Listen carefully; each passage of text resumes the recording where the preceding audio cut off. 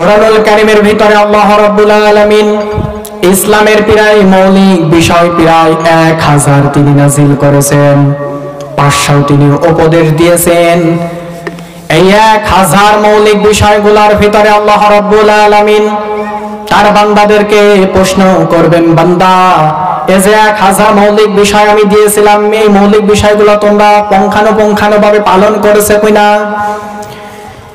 এই মৌলিক বিষয়গুলোর ভিতরে যদি আল্লাহ রাব্বুল আলামিন আপনাকে আমাকে প্রশ্ন করে, আল্লাহ রাব্বুল আলামিনের হুকুম আহকামগুলো যদি আমরা পালন করতে পারি, সেই জন্য যেন আল্লাহ রাব্বুল আলামিন আপনাকে আমাকে সবাইকে কবুল আর মঞ্জুর করে নেন। সকলে বলেন আমিন। মুফাসসিরে কিরাম তাওহীদকে 4 ভাগে বিভক্ত করেছেন। 1 নম্বরে তাওহীদ ফিজ জাত, 2 নম্বরে তাওহীদ ফিস সিফাত, 3 নম্বরে তাওহীদ ফিল হুকুক, 4 নম্বরে তাওহীদ ফিল ইবাদা। মুফাসসিরে কিরাম যে তাওহীদকে 4 ভাগে বিভক্ত করেছেন। 1 নম্বরে তাওহীদ ফিস সিফাত, তাওহীদ ফিজ জাত সত্তাগত একাত্মবাদ। আল্লাহ রাব্বুল আলামিন নিজের সত্তা তিনি নিজেই ঘোষণা দিয়েছেন, শাহিদাল্লাহু আন্নাহু লা ইলাহা ইল্লাহু। আল্লাহ রাব্বুল আলামিন বলেন, আমি আল্লাহ সাক্ষ্য দিচ্ছি আমি আল্লাহ ছাড়া কোনো ইলাহ নাই। সকলে বলেন সুবহানাল্লাহ। আল্লাহ নিজেই সাক্ষ্য দিচ্ছেন, বান্দা আমি কিন্তু এমন এক সত্তা, আমি ছাড়া তোমাদের অন্য কোনো রব, অন্য কোনো মালিক নেই, একমাত্র আমি ইলাহ। শুধু আমি আল্লাহই সাক্ষ্য দিচ্ছি তা না, আল মালাইকাতু ওয়া উলুল ইলমি কাইমাতাম বিল কিস। আল্লাহ রাব্বুল আলামিন নিজের সত্তাগত একাত্মবাদ সম্পর্কে নিজে ঘোষণা দিয়ে পরপরই ঘোষণা দিচ্ছেন, এই যে আমার ফেরেশতাকুল আমাকে সাক্ষ্য দেয়, আমি সেই রব, যে রব একবার যে হুকুম আহকাম গুলা দিয়ে দেন, ওর নড়চড় করার মতো পৃথিবীতে কোনো শক্তি নেই। ওয়া উলুল ইলমি কাইমাতাম বিল কিস, এমনকি বিবেকবান যারা জ্ঞানী, এইদিকে মনোযোগ দেন, ওয়া উলুল ইলমি কাইমা, বিবেকবান যারা জ্ঞানী লোক, শুধু জ্ঞানী হলেই হবে না। বর্তমান সমাজে 2 ধরনের ইলম পাওয়া যায়। 1 নাম্বার ইলম হচ্ছে ইলমে ওয়াহি, ঐশীবাণীর জ্ঞান। ঐশীবাণীর জ্ঞান যাদের ভিতরে থাকে এরাই হচ্ছে বিবেকবান হয়। এই বিবেকবানদের ভিতরে আবার শ্রেণী আছে। 2 নম্বরে দুনিয়াবি ইলম, যে দুনিয়াবি ইলম অর্জন করলে কিছু মানুষ হয় মানুষ, আর কিছু মানুষ হয় জানোয়ার। আল্লাহ রাব্বুল আলামিন বলেন, বিবেকবান জ্ঞানীরাও সাক্ষ্য দেয় এই যে এখানে আল্লাহ যেদিকে ইঙ্গিত করেছেন হচ্ছে ওই মানুষগুলা যারা ইলমে ওয়াহির জ্ঞান হাসিল করেছে, সেই অনুযায়ী তারা আমলও করে, এমনকি তারা সেই অনুযায়ী প্রচারও করে, যেরকম প্রচার করেছিলেন আল্লাহর নবীরা, ও বাল্লিগুকুম রিসালাতি রাব্বি ওয়া আনা লাকুম নাসিহুন আমিন। নবী রাসূলুল্লাহ তার জাতির লোকের কাছে গিয়ে ধর্ণা দিয়েছিলেন, প্রচার করেছিলেন, এই যে আমার পক্ষ থেকে, আল্লাহর পক্ষ থেকে যে ওহী আমার উপরে নাজিল হয়, এই ওহী আমি তোমাদের উপরে প্রচার করি, তোমাদের কাছে প্রচার করি, তোমাদের কাছে প্রচার করি। ওয়া আনা লাকুম নাসিহুন আমিন, আমি তোমাদের বিশ্বস্ত হিতাকাঙ্ক্ষী। এখানে একটা শিক্ষণীয় বিষয় হচ্ছে যে যারা বিবেকবান জ্ঞানী লোক হবে, এরা আল্লাহর কথাগুলো ঠিক ওইভাবে প্রচার করবে যেমন প্রচার করেছিলেন নবী রাসূলরা। 3 নম্বরে আল্লাহ রাব্বুল আলামিন জানিয়েছেন, আমি কিন্তু ন্যায় নীতির উপরে প্রতিষ্ঠিত, আমি কারোর উপরে অন্যায় করি না, জুলুম করি না। এসে গেল তাওহীদ ফিজ জাত, সত্তাগত একাত্মবাদ। আল্লাহ রাব্বুল আলামিন সত্যাগত একাত্মবাদের দিকে সারা বিশ্বের প্রায় 600 কোটি মানুষ আজকে এই ফিজ্জাতের সাথে শিরকে লিপ্ত হয়েছে। আমাদের উপরেও কিছু শিরকের টেন্ডেন্সি চাপিয়ে দেওয়া হয়েছে, কিন্তু এইগুলো আমরা আমল মনে করে, ইসলাম মনে করে পালন করি। কিছু কিছু সংস্কৃতি এমন আছে যেগুলা পালন করলে ডাইরেক্টলি সে ব্যক্তি মুশরিকের কাতারে চলে যায়। 2 নম্বরে আত-তাওহীদ ফিস সিফাত, গুণগত একাত্মবাদ।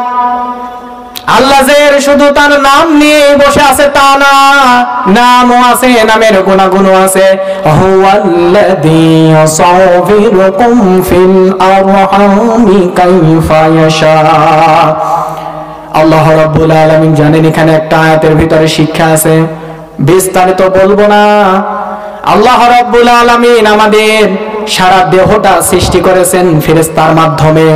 আমাদের যে মুখের আকৃতি, এইটা আল্লাহ রাব্বুল আলামিন নিজ কুদরতে হাত দ্বারা তৈরি করেছেন। এই যে একটা গুণ আল্লাহ রাব্বুল আলামিন তার সিফাতের অন্তর্ভুক্ত। পৃথিবীর কোন মানুষ যদি মূর্তি নির্মাণ করে, ভাস্কর্য নির্মাণ করে, এই ভাস্কর্য নির্মাণ করার পর কিয়ামতের ময়দানে সে কঠিন শাস্তি ভোগ করবে। বিশ্বনবী সাল্লাল্লাহু আলাইহি ওয়াসাল্লাম জানিয়েছেন, যে ব্যক্তি দুনিয়াতে ভাস্কর্য মূর্তি নির্মাণ করবে, কিয়ামতের ময়দানে আল্লাহ তাকে ধরবে। যে গুণটা ছিল আমার, যেহেতু তুমি নিয়ে নিয়েছিলে দুনিয়া থেকে, এর তুমি জীবন দাও। যখনই তারা জীবন দিতে পারবে না, তারা কঠিন শাস্তির ভিতরে গ্রেফতার হবে। সকলে বলেন নাউজুবিল্লাহ। 3 নম্বরে আত-তাওহীদ ফিল হুকুক, আইন দানের ক্ষেত্রে একাত্মবাদ। আইন দেওয়ার একচ্ছত্র মালিক হচ্ছে আল্লাহ। বিশ্বনবী সাল্লাল্লাহু আলাইহি ওয়াসাল্লামের বিদায় হজের ভাষণের মাধ্যমে একটা ব্যক্তির জীবন থেকে শুরু করে, পারিবারিক জীবন থেকে শুরু করে আন্তর্জাতিক জীবন পর্যন্ত সমস্ত কিছু আল্লাহ রাব্বুল আলামিন পরিপূর্ণ করে দিয়েছেন। সকলে বলেন সুবহানাল্লাহ। কিন্তু এই পরিপূর্ণ জীবন ব্যবস্থা যারা মেনে না নিয়ে তারা দাবি করছে ইসলাম পরিপূর্ণ না, আমরা মানি না। আমরাও বিধান তৈরি করতে পারি, এই বিধান দিয়ে আমরাও সংসদ চালাতে পারি, আমরাও পরিবার চালাতে পারি, আমরাও অর্থনীতি চালাতে পারি। এইটা ডাইরেক্টলি আল্লাহর হুকুম দানের ক্ষেত্রে শিরক হচ্ছে, যেটা আজকে 92% মুসলমানদের কাদের উপরে চাপিয়ে দেওয়া হয়েছে। সকলে বলেন নাউজুবিল্লাহ। কিছুদিন আগে বাংলাদেশের হাইকোর্ট থেকে একটা অর্ডার এসেছিল। অর্ডারটা ছিল এই যে কোন দল যদি আল্লাহর উপরে পরিপূর্ণ আস্থা বিশ্বাস রাখে তাহলে বাংলাদেশ সংবিধান পরিপন্থী, এই বলে এক দলের নিবন্ধন তারা বাতিল করে দিয়েছিলেন। একটা কথা আপনারা চিন্তা করে দেখেন, 92% মুসলমানের দেশ এটা।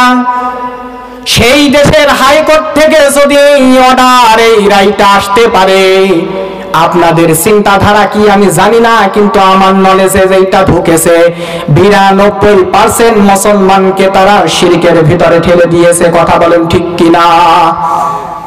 যদিও এটা আমরা ইসলাম মনে করে পালন করি, আপনি নামাজ, রোজা, হজ, যাকাত যাই করেন না কেন, তাওহীদ ফিল হুকুক এইটা যদি আপনি না মেনে চলেন, তাওহীদকে আপনি পরিপূর্ণ বিশ্বাসী করলেন না। 3-4 নম্বরে তাওহীদ ফিল ইবাদত, ইবাদতের ক্ষেত্রে একাত্মবাদ। ইবাদত পাওয়ার একচ্ছত্র মালিক হচ্ছে আল্লাহ। ইবাদত পাওয়ার একচ্ছত্র মালিক কে? আল্লাহ রাব্বুল আলামিন জানিয়েছেন, আলিল্লাহিল আসমাউল হুসনা ফাদউহু বিহা ওয়া যারুল্লাযীনা ইউলহিদুনা ফি আসমাই।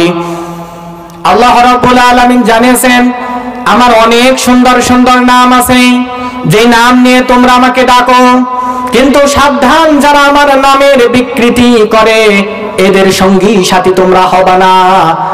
কিছুদিন আগে আমি একটা মাহফিল শুনলাম, একেবারে আরবি বলে, ঠিক আছে, যখনই ব্যাখ্যায় যাবে তখনই উল্টাপাল্টা কথা বলে। এমন এমন জিকির ইসলামের ভিতরে আবিষ্কার হয়েছে যেইটার সাথে সাহাবীদের ইসলামের কোনো সম্পর্কই নেই।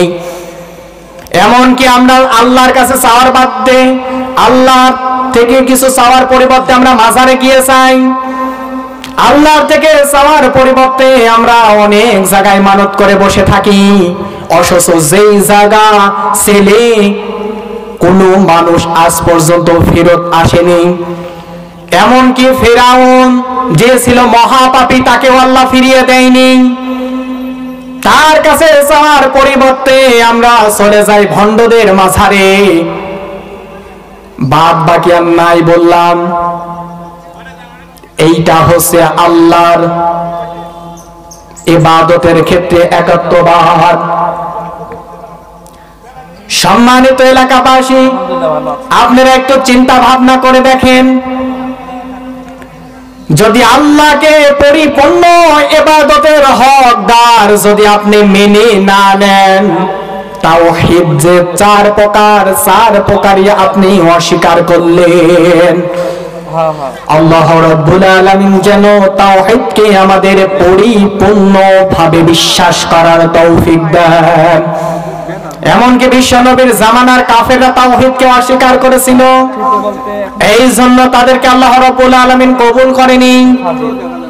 যদি তারা ঈমান এনে বিশ্বনবী সাল্লাল্লাহু আলাইহি ওয়াসাল্লাম জানিয়েছেন, যারা আমার রিসালাতের উপরে বিশ্বাস করবে, আমল করবে আমার রিসালাতের উপরে, সে হিন্দু হোক, বৌদ্ধ হোক, খ্রিস্টান হোক, ইহুদি হোক, নাসারা হোক, সে যে কোনো ধর্মের হোক না কেন, যে কোনো তরিকারই হোক না কেন, যে কোনো জাতির লোকই হোক না কেন, সে যদি তাওহীদের উপরে পূর্ণাঙ্গ বিশ্বাস না করে মৃত্যুবরণ করে, সে যাবে জাহান্নামে।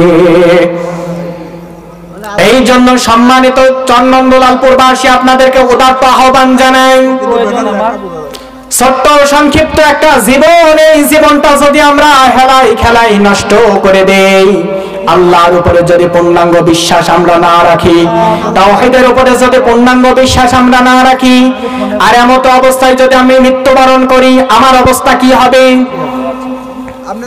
খালি একটু চিন্তা ভাবনা করে দেখেন, আল্লাহ আমাদেরকে দিয়েছেন বিবেক, দিয়েছেন চিন্তা ভাবনা করার জন্য। আপনাদেরকে উদাত্ত আহ্বান জানাই, আমরা যেন ইসলামকে পরিপূর্ণভাবে মানতে পারি। আল্লাহ রাব্বুল আলামিন যেন কবুল আর মঞ্জুর করে নেন। সকলে বলেন আমিন। এই বলে আমার সংক্ষিপ্ত আলোচনা শেষ করলাম। বারাকাল্লাহু লানা ওয়া লাকুম ফিল কুরআনিল আযীম।